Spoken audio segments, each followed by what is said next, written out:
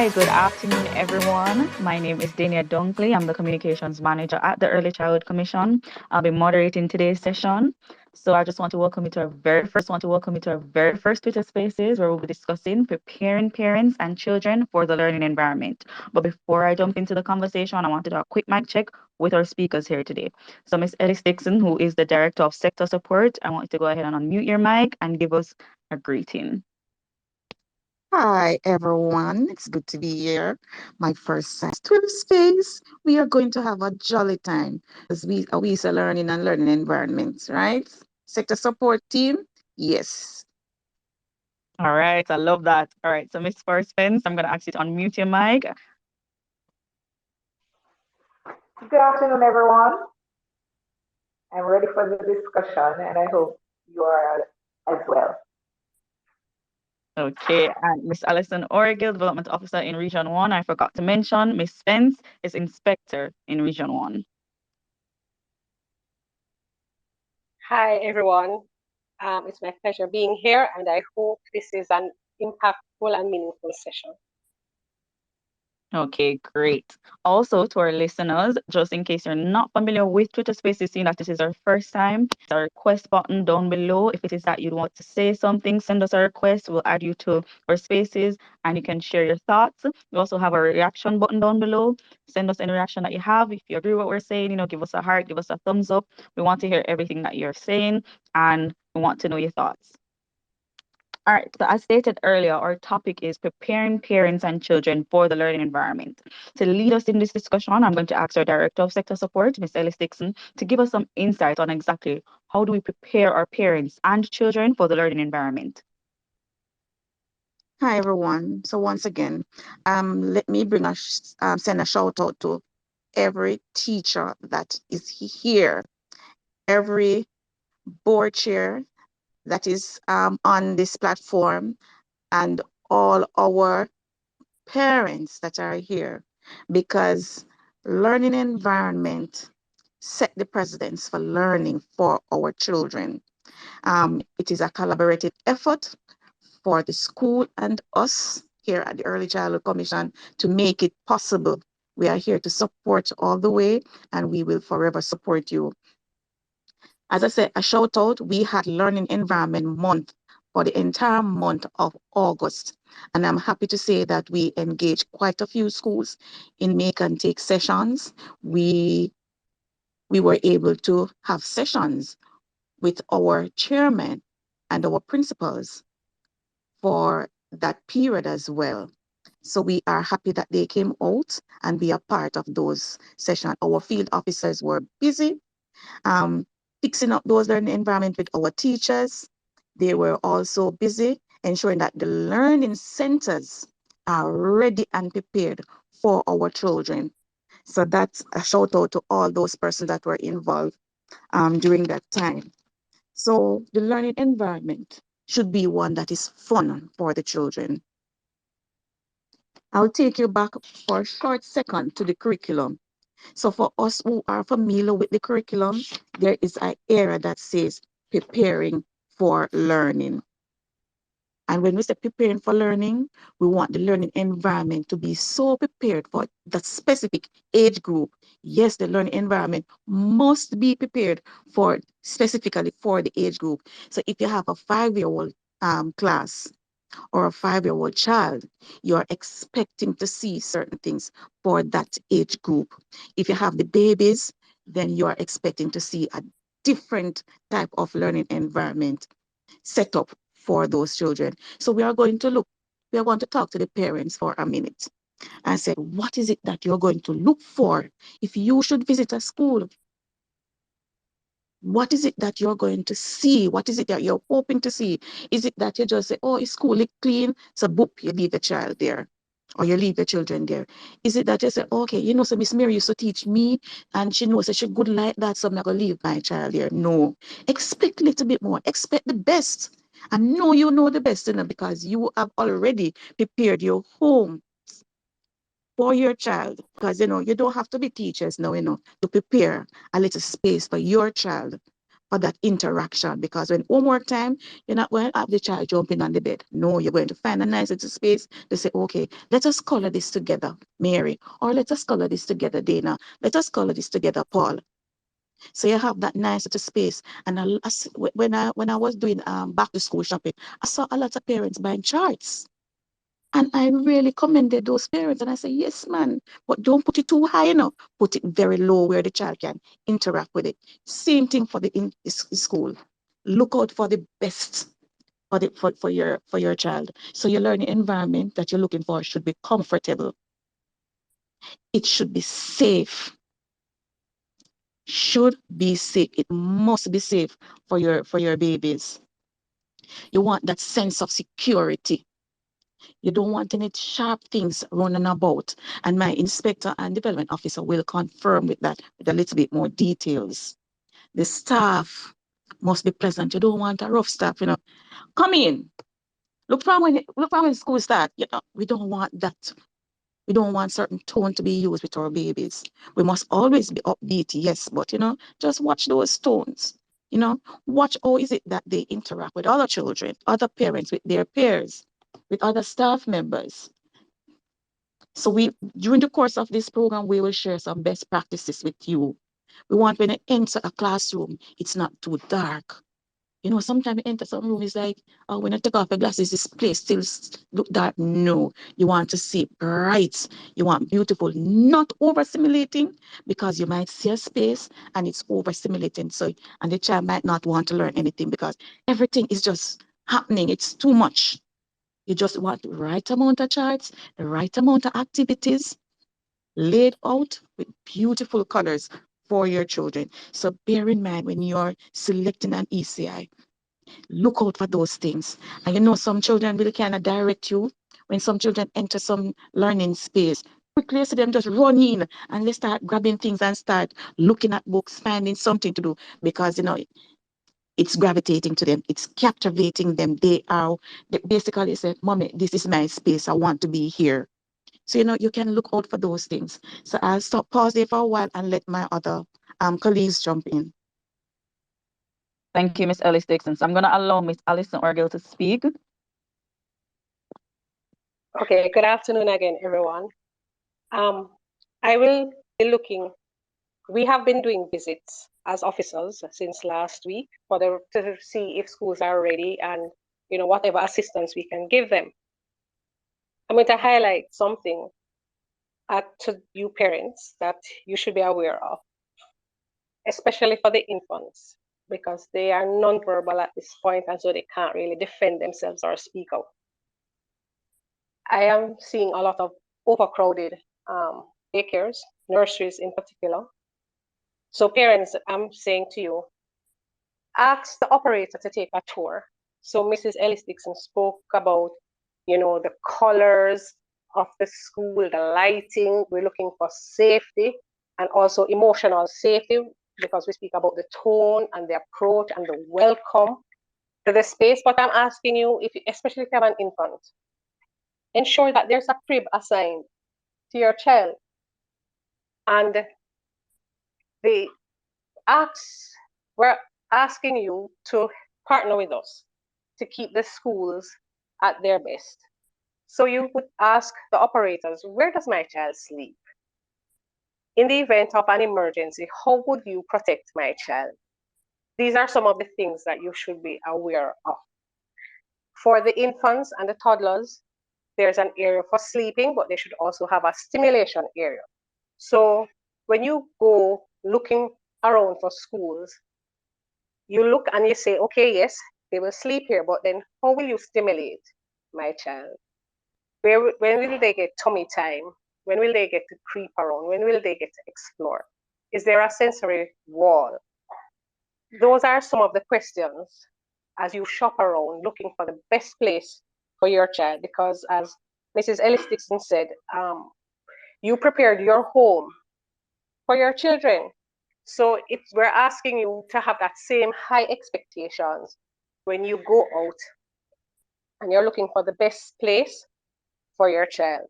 And so as an officer, I'm asking you to not use convenience, over what is best. In recent times, and I know it's a COVID protocol, our parents are stopped at the gates, and sometimes you don't get a chance to go in and see the environment that your child is entering.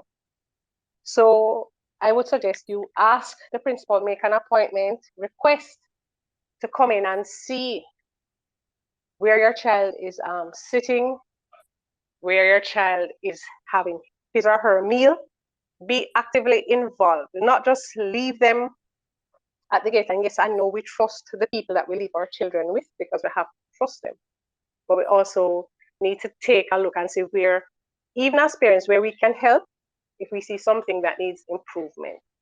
So I just focused on the infants for now because they are the ones that really can't speak out for themselves. Back to you, Miss. I agree, No. Mrs. Urgel. Yes. So before I jump to Ms. Forrest Spence, I am going to ask our parents on the live, how confident are you leaving your children or your child at a daycare or basic school? So I'm going to ask you to request to speak, and then I'm going to jump over to Mrs. Forrest Spence, and she'll give us her perspective on preparing parents and children for the learning environment.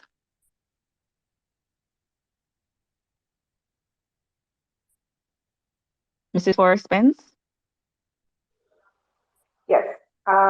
So Mrs. Orgel looked at the nurseries. So I'm going to take it up. I'm going to start it from the basic school. Now, what is important for me, ensure that the space is clean, especially in the era that we are in with the pandemic and all and the various other little things that we hear coming about. The space should be clean.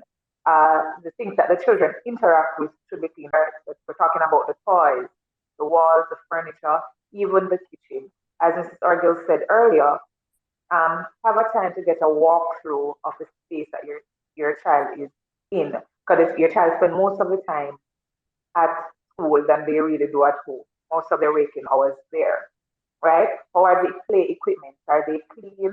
Are they safe? We need to pay keen attention to these things. How is my child received in the morning? How am I received in the morning when I come to do drop off? Even if I have to stay outside and just put them through the gate. How are you interacted with by the practitioners that you see? We have to have these things in mind. Are the teachers early? Is the area prepared? Does it look they're ready for class or what in the morning? That's when they're clustering to make space ready for your child for the meeting. Also, is there any support that is offered? Because as parents, there are no rule books. There are no guidelines to do some of the things that we're expected to do. Are there a little information or pamphlets being offered to give you some tips on some of the things you need to do at home to prepare your space and your child for school or for the nursery area? What are some of the policies within the school that I would need to know as a parent for my child so that I can get the best out of this institution for my child? These are some of the things we should be considering as parents, right? And do you know your child's class schedule? What are some of the activities that should be done throughout the day? Is it posted? Is it readily available if you ask? Do you know what is happening, or does your child just go and sit and stare for the number of hours that he or she is there? What is really happening with the tools that are being asked to deliver? Are they being used? So the schedule will help you to know what is expected to be done throughout the day. And I will pause here for now. Thank you, Mrs. Forrest Spence. We really appreciate that. Seem like our parents are a bit shy. We're not getting any requests. So I'm just going to throw it back to Mrs. Ellis Dixon because I know that you're a parent. And I'm going to rephrase my question again. How confident you leaving your child or your children at a daycare or a basic school when it was your time? Okay, thank you for that. So after giving birth to my baby girl, I was saying that, you have to go back to work. So you start thinking and you start going through. And it was good because I was working at the Early Child Commission at the time. So I was able to shop around. So I found this nice little daycare. What I did before, I volunteered maybe for a week or two. Said, Miss, can I come to your school and read books? She didn't know who I was. She didn't know that I was working with the Early Childhood Commission. So she said yes, and every now and then I'll pass through to read a story or so. And then, you start peep around. I wonder the kitchen around this. All right. And then the next day you go into the bathroom and you check, check, check, check, check. And then, you watch all, the teachers interact with the children, especially the young ones, as Mrs. Argyle points out earlier. And I was comfortable. I was confident. I left her. I left her there I was so confident where I didn't even remember that I was supposed to pick up the child. Yes, I honestly didn't remember. So for more than one occasion, the lady called me and said, I'm in for your baby. And then I turned to her and said, I mean, which baby are you talking about? And it's like, I totally forgot that I left my baby there. And it happened maybe about 3 or 4 times. And I say, you know what? I have to, take stock of this. So, I start putting in reminders in my phone at such time, go pick up your baby. But I was pleased with the service I got from that institution. And even now, I still stop there every now and then, just to find out what is happening, if everything is okay and so forth. But shop around, and there are some very good schools out there. Once upon a time, we used to say, oh, the model school, this and the model school that.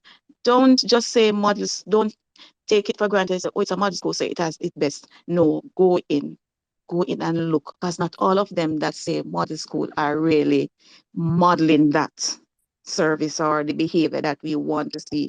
Go in. What we can confidently say now, choose certified institutions.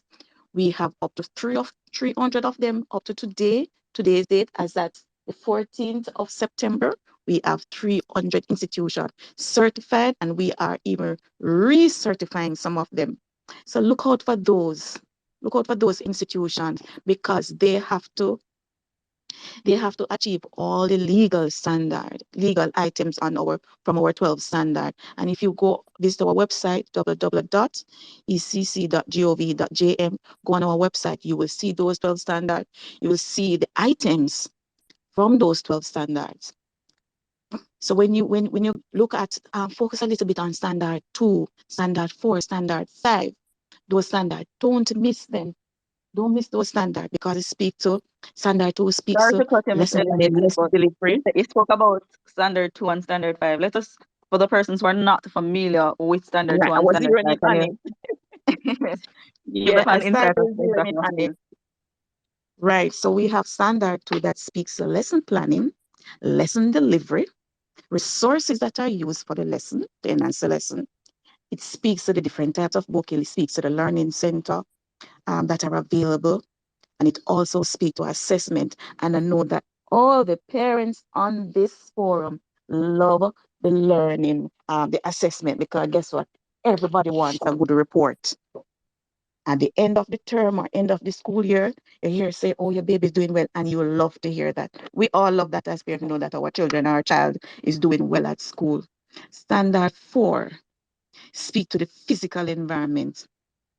So the physical environment, it meets the building, it meets a building need. So it must be, if it's a home, that home now is supposed to be retrofit for a school. So they have to go to the municipal corporation to get a change of use. So look out for those little things. It should be posted in the school. It should be safe. It should be safe for the children. It should be in a healthy environment. Adequate space for the children to move around. When we talk about standard 5, we look at indoor and outdoor equipment and supplies. Standard 8 also speak to safety. So the standards are there. And when you're looking, just look around. Some of the things like maybe the nutritious part of it with standard 7 that speaks to nutrition, you might not get a chance to go into the kitchen and see how everything is prepared or how they clean up and so forth. But for the first part of it, looking on standard 2, the physical and the standard 4, the standard 5, 6, and 8, zeroing in on that. And your standard parents is standard 10, interaction with parents and community members. Be a part of the school system. Be a part of the school. When they hear PTA meeting call, please to attend as much as possible. I know we are all busy, but try to attend even one or two of them, listen to find out what is happening, create that bond or that relationship with your teacher, with your school, and see how best you can support your institution or how the institution can assist you also. So that's it for me for now, pertaining to those certified school we must look for. Sorry.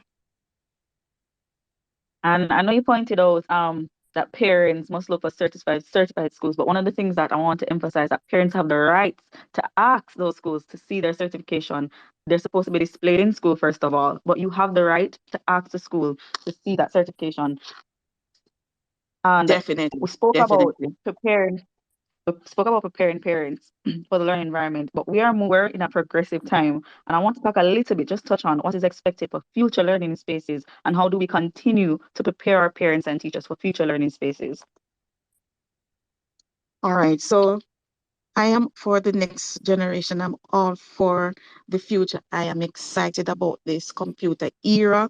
I really love it. That COVID had caused us our learning environment to evolve somewhat because, we were at a lull for most part, but some schools were moving rapidly because you have some schools have interactive smart board ready, but not all of our schools. So our learning environment for the future, I am looking at a rich media with rich media spaces, with seamless access to information and activities. I am looking where Stream is being activated daily.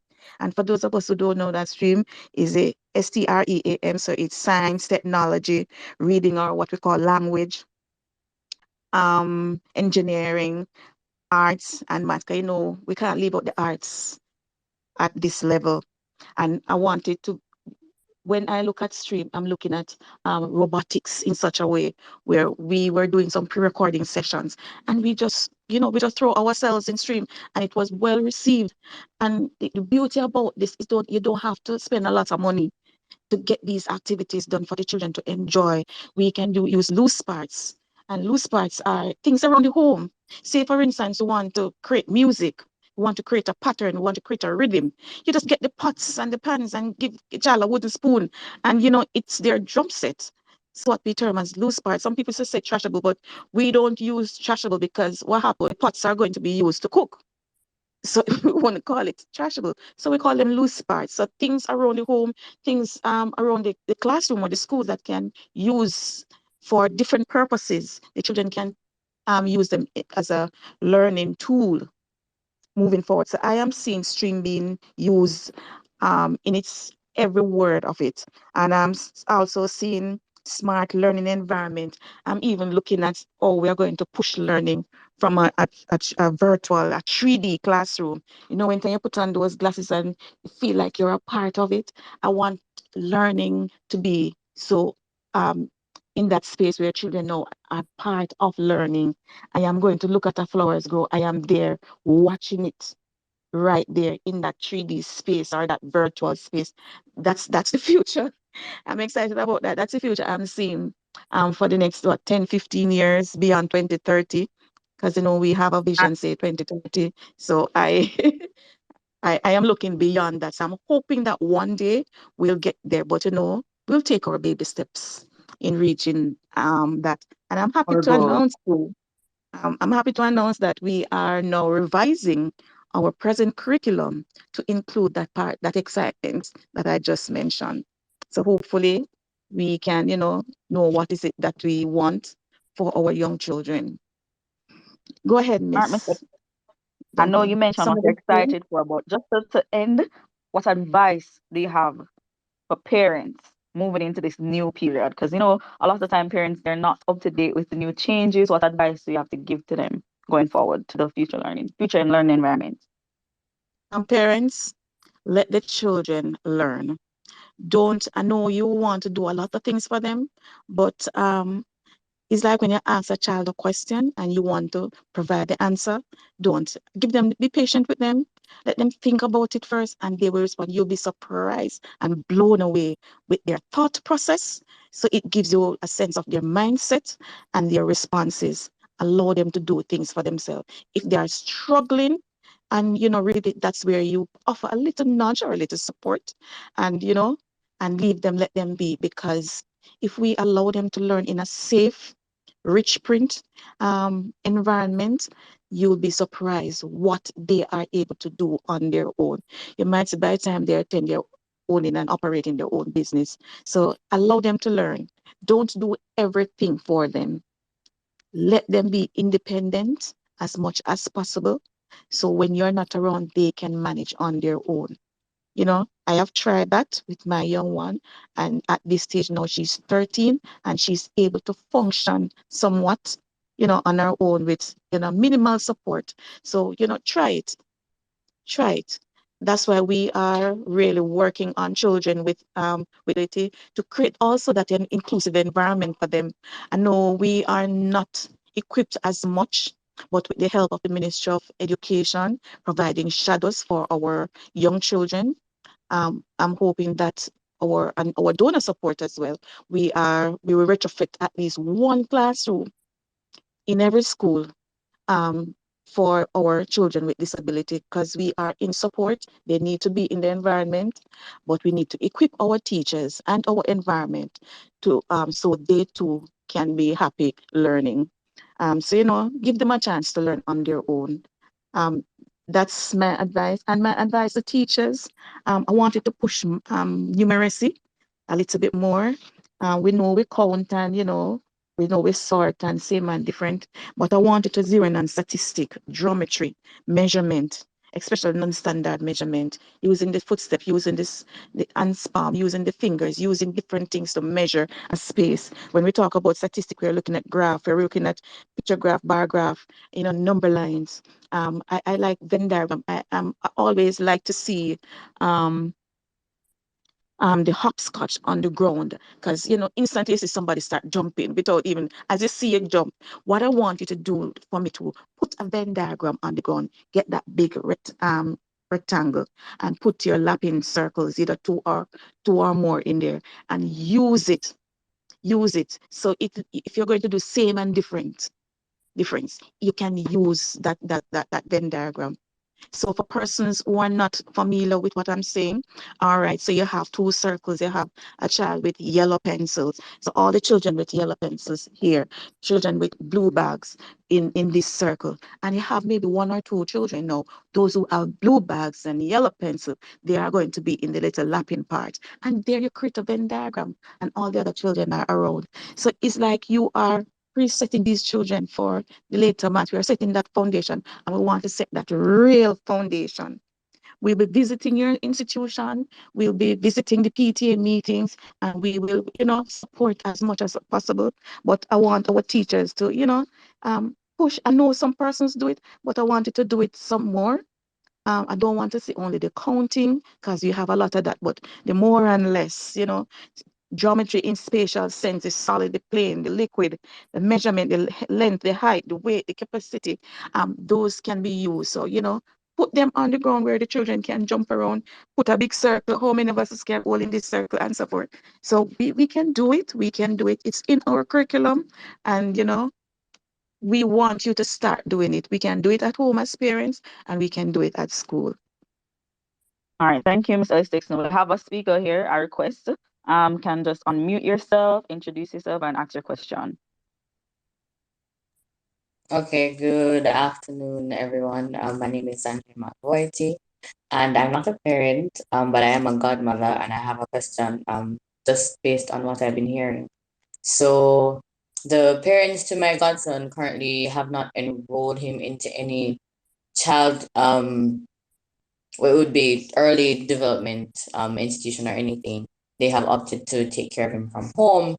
And so I wanted to know, are there any local programs that have been designed for parents who have chosen to go that route? And if not, what are the suggestions in creating a a more rich and more helpful or more developing learning environment for parents who opt to start those very early stages from home.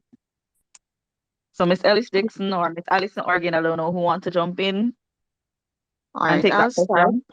I'll Okay. start that, and Miss Orgil can take it from there. All right, so currently we have activity plans, same thing that we call lesson plan. They're on our website for the specific age group. So if the child is 2, well, there's something for the child there where you can guide the child throughout with the activities.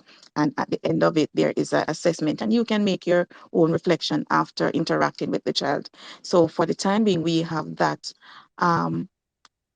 You can't register the child with independent school at this time because the child, well, I'm hoping that the child is 6 years or below. If the child is above 6 years old, you'd have to register that child with the independent school. But currently, what we're going to do now, we are going to create a document to capture all those children because we need to know where our children are and what is it that they're doing. Because I'm thinking that later on, you would want to put that child in this space of a school when the child is older, hopefully. I am assuming there, or you want to homeschool the child straight up to high school level, it's up to you.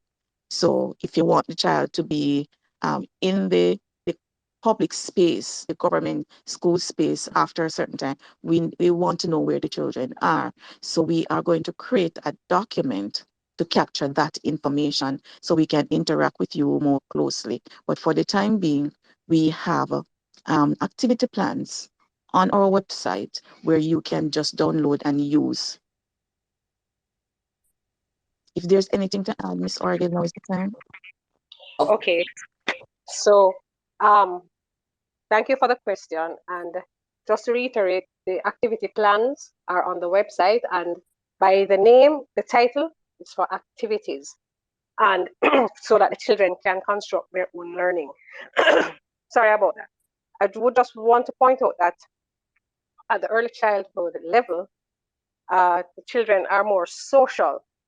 And so we focus heavily, especially birth to 3, on the socio-emotional development. And so even if you opt to have your child at home, we would encourage that, you reach out to other parents with children of similar age so that the children will learn how to interact. Because we can have the brightest intellectually but socially awkward. So I would encourage you to let that child, even if it's not in a formal space, still interact with children his or her own age. Okay, thank you. Just for more clarity, I may have preempted just because it is very, very early when I mentioned opting to take care of the child at home. It's a baby. So other one, but why I mentioned it is because I know that there are a lot of persons who opt to use daycare facilities and so on who would create particular environments. So this is why I asked that question. Mainly because I know his mother in particular would has started having do just like general interactive stuff at his very early age, and so I just wanted to know at the stage of because you mentioned I would have heard being mentioned before about spaces for the child to creep to crawl and doing all of that is more what I was leaning towards. I should have been more specific. Okay, and that's fine. So the area, most people, if they can afford to, would keep their babies home. They tend to be sick less often and so on. But in the baby's room, you can create that space with an area rug or a play mat and have the toys. So if it is, I don't know how old the child is, but if they need a tummy time, or if they can do the stacking, they can do the movement. So it's just if you use our activity plans, they are age appropriate and you can review. And also a good tip would be for the parents to get to look up the milestones of development for the particular age so that they can be aware of what the child should be able to do at this stage.